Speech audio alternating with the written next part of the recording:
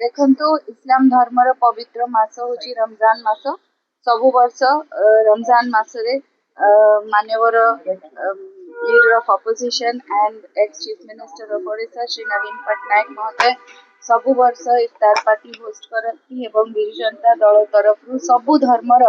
लोक एथिरे आसंती एवं इफ्तार पार्टी गोटे भाईचारार वार्ता जाए एवं समस्ते इफ्तार पार्टी को सब बेले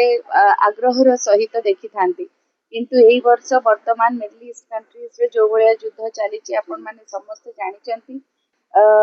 असुविधार सम्मुखीन होउचंती केते जण बेघर हे जाइचंती केते स्टूडेंट्स माने अछंती तेणु करी एई समय रे कोनोसी सेलिब्रेशन करिवार एटा समय नुह। एमिति भी रमजान मास आमको सिखई थाए सैक्रिफाइस आमको सिखई थाए कंपैशन ब्रदरहुड भाईचारा एवं त्याग जोटा कि सबुठु बड़ जिनस बलिदान